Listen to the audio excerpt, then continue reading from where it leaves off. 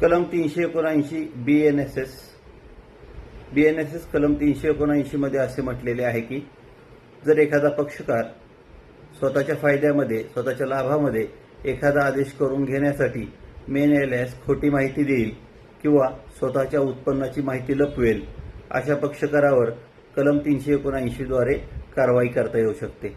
सदरचा अर्ज दिल्यानंतर तो जर पुराव्यानिशी सिद्ध झाला तर माननीय न्यायालय त्या पक्षकारावर FIR दाखल करण्याचे देखील आदेश देतात।